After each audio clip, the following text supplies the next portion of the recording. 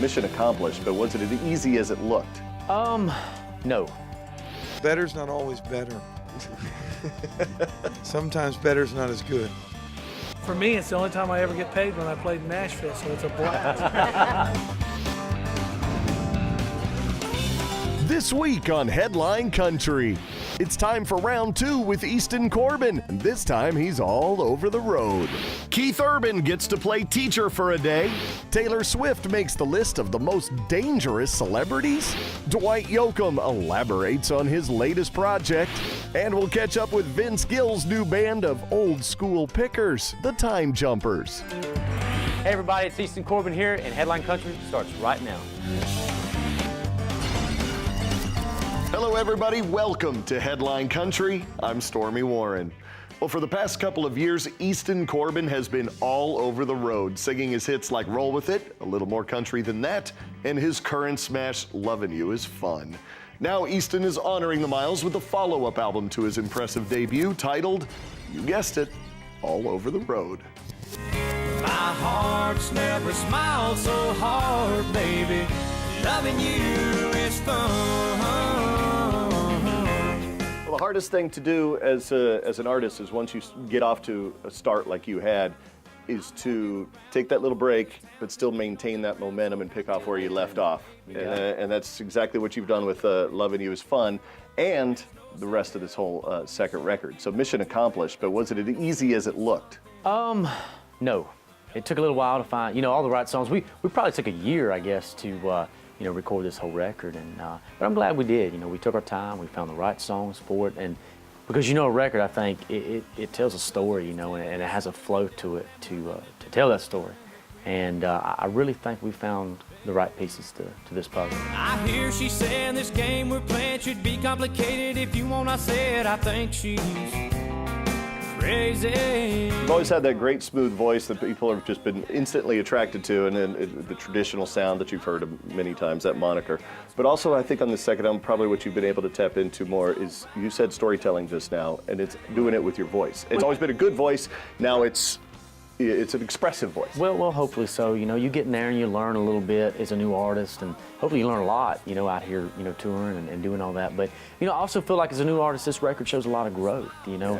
And but with that said, I still think it's, it's the recognizable sound everybody knows me for. Yeah. And with that, so I'm very proud of it. And I think we've done just as good or better on this record than the first one. Around all over this town, 10 feet off the ground, so happy I found you, baby. I love it. You got to feel great that you found that sound that you actually like and that the fans like so quick out of the box. Yeah, Instead of having to do a left turn at some point. I'm just being me. That's who I am, and it'd be hard to be something different. Are you able to slow down and take a different approach to this? I mean, even as busy as you are you able to take a different approach mentally? It's not so much of a blur maybe this time around? Well, we're going harder than we have been, these last 2 months, promoting the record and being out with Brad and stuff. We've just been, this is probably the busiest I've ever been in my life. And, but just a good thing. I'm not complaining about it, believe me. And, but it's one of those days you just got to get out there and kind of pace yourself and not get too carried away with it, and try to find those moments to breathe a little bit. The time out on the road with Brad and the other artists you've been out on the road with, has it really helped with the connection with the fans? Well, the deal is, you get out there with Brad and those guys, and they bring such a huge crowd, to one spot. And, you're always out there trying to build that fan base. And there's people out there who have no clue who I am. It's the interesting thing about also where you are at this young stage in your career. People are still learning about you. They are. I'm still learning about you. Your fans are still learning about you. And it's kind of fun. It's like peeling an onion back. What's in there? Not much. Not much. Sharing your deepest secrets, baby, I'm telling you I can wake up. All Over the Road is the title of this album and a great song on the record. It seems like it would represent you being all over the road, literally, but also, but with your music, not so much. You're not all over the road. No, it's pretty consistent, what I do, and but no, all over the road. It's exactly what we're. We're out there, we're everywhere, and with that song, it's a fun song. So, and hopefully a single. So we'll see what happens. No rap songs on this album. No rap songs on this record. I thought about it, but I just couldn't do it. Not this time. Maybe next time, right? There's certain things that you can pull off, right? Yeah, and that's not one of them. Yeah. It's interesting, though. There's room for everything, isn't it? Well, that's a great thing about, the country genre out there. There's so many types of, country music out there. And again, it just brings a lot of different people, or fans, should I say, to the genre that might not, otherwise take a listen to it, So it's a great, it's a great thing. Think of a Hank song from days gone with a steel ride that's so strong it sends chills up your back. Did you walk into this town confident and ready for this thing, or is that the confidence grown? No, I think the confidence has grown. I mean, naturally, you get out there, and of course, I'm very blessed to have success with the first record, and so naturally, I think you get out there and you kind of, for me, I know, of course, I know what I do, and so I think having that success confirms, it's like, okay, well, must be doing something right, maybe, and so it's just one of those deals. Making this record, it was about using that same formula, because if it's not broke, don't fix it. Sure. And just recording great music that you love, and I feel like if you love it and you relate to it, I feel like your fans will see that too, and they do as well. Yeah, it's been a fun ride to watch. It has. Nothing you'd change, is there? I don't think so. Why would you? Yeah, why would I, right? Thank y'all so much. We love you guys.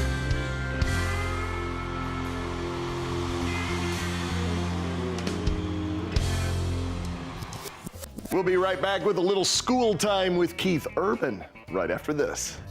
When we come back, Taylor Swift may not be armed, but she is dangerous.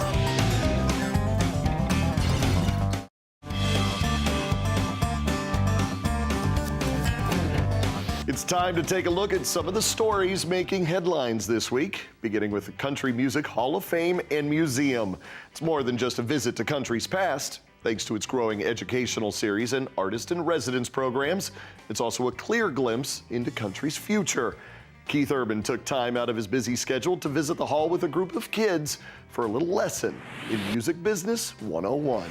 It's gonna be a long, hot summer. Wish you'd be together. After a long, hot summer, school is back in session, and for some very lucky Nashville area high schoolers, that means a special teacher for the day, as in four-time Grammy winner Keith Urban. You stupid boy. The Country Music Hall of Fame provided the perfect forum for Urban and the class of around 200 who got to hear firsthand about the superstar's personal journey to the top. I got taught chords till I was about 9, various things, and then after 9, I just sort of learned everything by listening to records and watching people on TV. Along with a private performance, Keith offered up a bit of advice when it comes to considering a career in music. Let's forget about rules when it comes to songwriting, because every time someone sort of says, well, this is the way you do it, someone will write a song that defies everything and breaks every rule and just pure expression.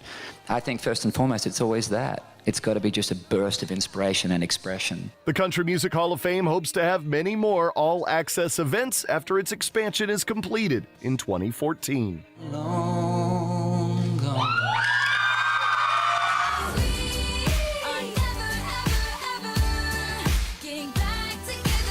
Taylor Swift's uncanny ability to turn her ill-fated relationships into chart-topping hits isn't the only reason it may be risky to date the superstar. According to a new report, the 22-year-old is one of the world's most dangerous celebrities of 2012. As far as I'm concerned, you're just another picture to burn. Internet safety giant McAfee has just released its latest list of pop culture icons, who it believes are the most risky searches on the web, resulting in bad links, viruses, and sites laden with malicious software designed to steal passwords and personal information. Taylor lands at number 15, while Harry Potter film actress Emma Watson claims the number 1 spot, followed by Jessica Biel and Eva Mendes. For a complete list of McAfee's 2012 most dangerous celebs list, visit headlinecountry.net. Whatever makes you feel like a rock star. Well, here's a little something that's sure to make Kenny Chesney feel like a rock star. The Academy of Country Music announced that the superstar is this year's recipient of their Crystal Milestone Award. Chesney will receive the award September 24th during the organization's annual ACM Honors Banquet, where he'll be recognized for selling more than 10.5 million tickets on recent tours and for his contributions in helping new country acts gain nationwide exposure. Baby, lock the door and turn the lights down low. More than 6 years after Josh Turner has locked the doors and turned the lights down low, the baritone voice star has hit a new career high note. The singer has just been awarded not one, but 2 platinum single certifications for sales reaching 1 million copies, each for his hit songs Your Man and Would You Go With Me. Would you go with me? Upon hearing the news, Josh tells Headline Country, quote, "Your Man and Would You Go With Me are both incredibly special songs to me. These songs gave me my first 2 #1 singles, and I have great memories of the time surrounding both." Both hits are featured on his 2006 Your Man album, which has now sold more than 2 million copies on its own. Josh's most recent single, Time Is Love, is currently at number 2 on the charts. Coming up, Dwight Yoakam goes back to his roots with his long overdue album, 3 Pairs.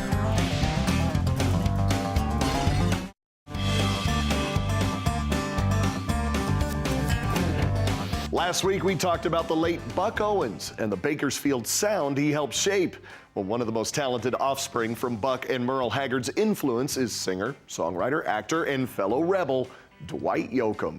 After a long break from recording, Dwight is back with his signature sound, but this time with a new twist.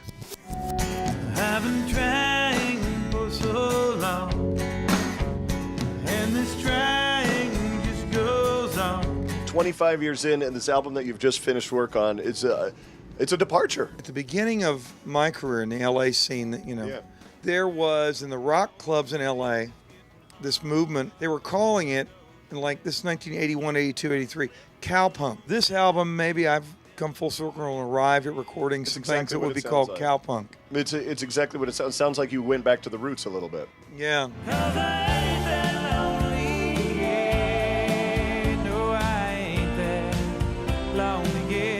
Throughout your career, you've done things on your own. You've done things very insular feeling. It's like you've had your own world, your creative world. Was it a nice experiment to allow outside perspective? Yeah, and it began with Beck and I working, collaborating together. He co-produced 2 of the tracks. And I think that really led to how I approached the entire record. Nothing but love will ever heal you torn apart. The production on this new album, too, it seems a little more sparse than some of the more recent stuff. Is that by design? There's an austere approach to some of it. There's also youthfully reckless. And what I mean by that is I was playing something for somebody early on before I went and recorded a track. And they said, wow, it sounds like maybe a 17-year-old wrote that. I thought, well, if I'm lucky and I could in any way, shape, or form approach kind of reckless abandon and excitement and happiness that I had about music at 17, I'm the luckiest guy around. Babies get born even in a war.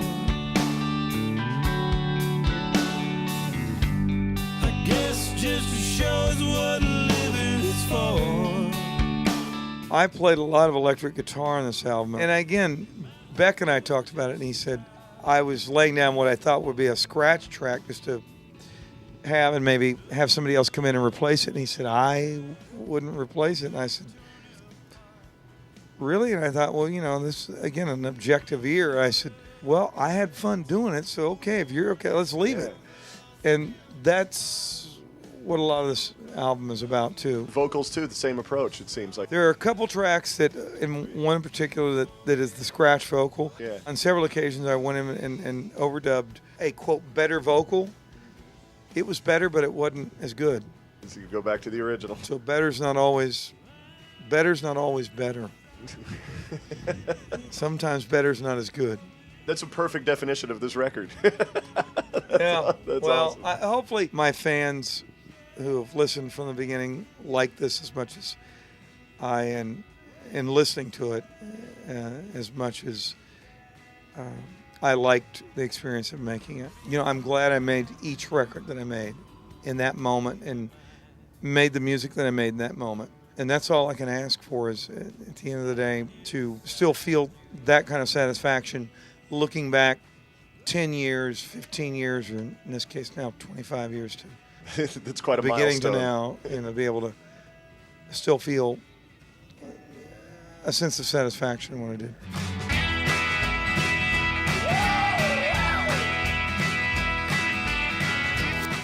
Always a very interesting time talking to Dwight.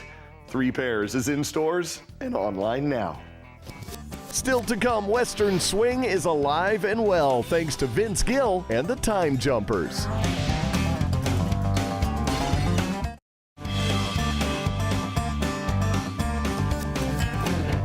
Fresh off being honored with the 2,478th star on the Hollywood Walk of Fame, Vince Gill is launching yet another chapter in his long and storied career. Long before becoming one of country's most distinctive voices as a solo artist, Vince enjoyed an incredible career as a member of more than a few bands, including Pure Prairie League and the notorious Cherry Bombs. Even at the height of his success as a multi-Grammy Award winner and now Hall of Famer, Vince always approached music with a band mentality. Now he's coming back to those roots as he's teamed up with some of the best pickers in Nashville to celebrate country and Western swing's past while still looking forward with his brand new band, the Time Jumpers. You keep me waiting till it's getting aggravating. You're a slowpoke. Well, we're here tonight at 3rd and Lindsley in downtown Nashville. We're celebrating our release party for our new Rounder CD and vinyl we have tonight. And we're just so glad to be here tonight. It proves to be a fun time already. For over a decade, the Time Jumpers, made up of world-class studio and road musicians, plus a couple of country and Western swing legends, have built their future by going back in time to play the music they love. And it sort of fits this band, because sometimes we will, jump time. Don't tell that. It's only in the heat of battle. I hear you talking. Yes, I do, but you talking. Don't ring true. There's been quite a few incarnations, really, of the Time Jumpers, and it has grown through the years. We're really proud of the band and what it is today. Proud to have this old boy here in the band. And while that good old boy, aka Vince Gill's solo career has earned him more awards than he can count, one thing it hasn't offered him is something he's found with this band. Musical camaraderie Vince says he can't live without.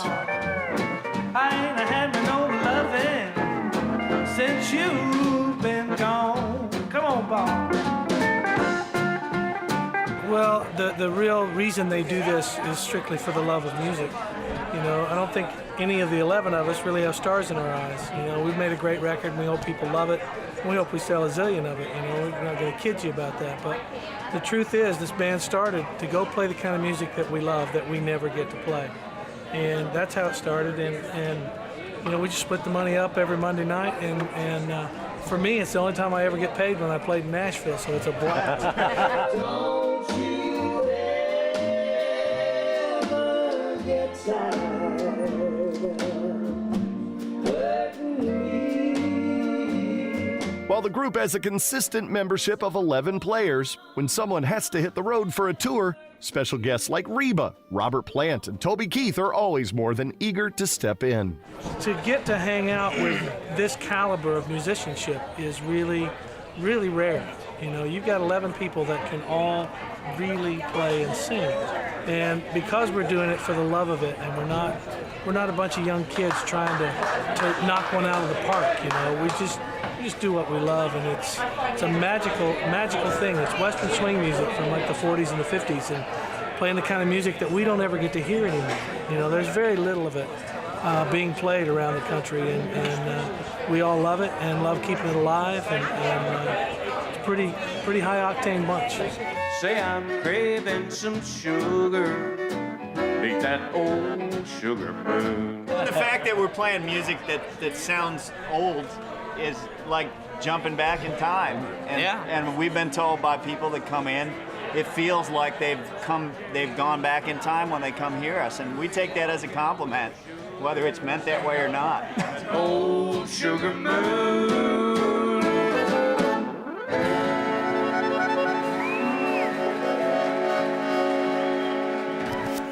The Time Jumpers have been performing weekly shows at the Station Inn here in Nashville for years.